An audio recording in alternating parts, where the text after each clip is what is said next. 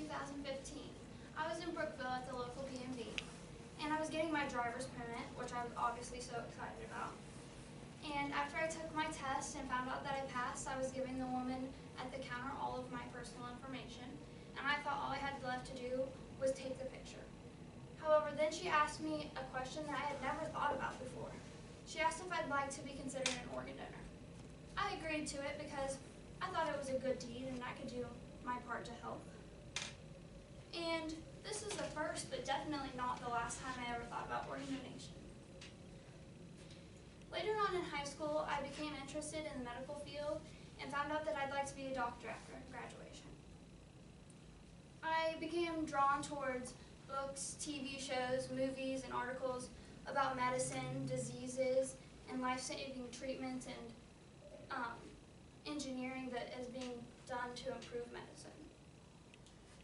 A common factor in a lot of these shows and everything that I read and watched was that a lot of people need organ transplants to live.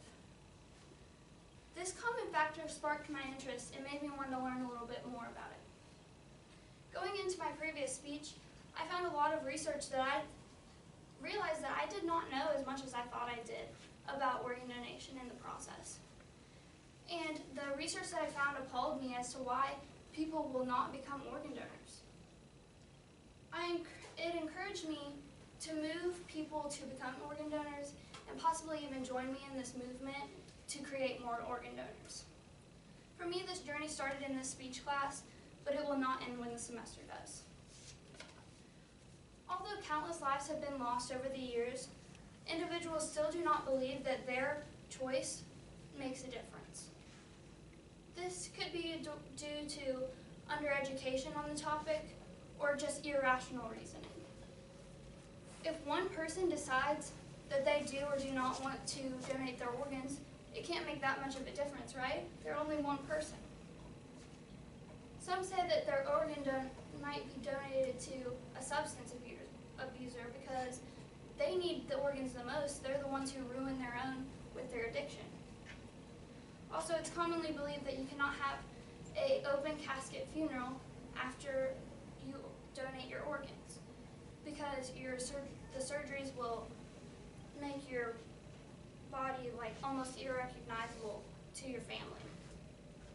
All of these beliefs are myths, and they should not scare people away from donating their organs. One person's organs can save up to 8 lives. They can improve the lives of up to 50 more people by donating their tissues and eyes. The success rate of these surgeries is from 80 to 90%. You will make a difference if you make this decision. No person who actively uses and abuses drugs or alcohol is eligible for an organ transplant. There are tests that they have to go through before the procedure, and if they fail these tests and they have been proven to be abusing again, they will be removed from the transplant list, and the organs will go to a healthy, sober person in need. That fact comes from an IU Health blog where health students prove against myths and other types of things about organ donation. Organ donation does not disfigure your body at all, and it does not rule out your family's right to an open casket funeral or viewing. 22 people will die today waiting for an organ transplant in the United States. 22 more will die tomorrow. Liver and kidney disease kills more people per year than Alzheimer's or breast cancer.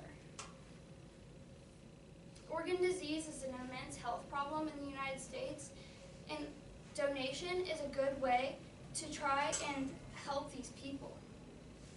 An average of only 50% of Americans are organ donors. Donating is one of the few ways that you can change someone's life after you have already died. It's one of the only ways to make your life count. So leave your money to your children and your organs to someone in need.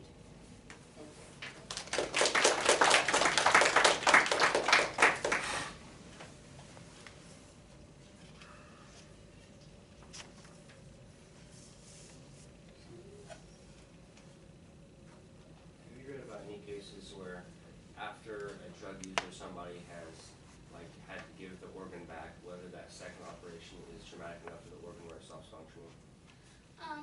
So basically what happens with that is you being on the transplant list, you have to go through checkups. And if you go to these checkups, you get your blood drawn and they screen you for drugs.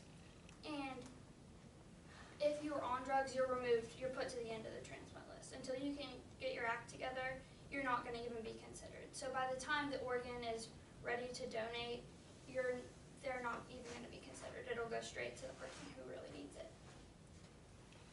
Did you look up anything about the average time a person waits for an organ? Because sometimes I know it takes a long time. Yeah, it can be anywhere from months to years. It depends on the severity of their condition. So if somebody has been on the organ transplant list for 2 years, they might get bumped down by somebody who just got put on, but their condition is so severe. So there's really no average time because it's so widespread.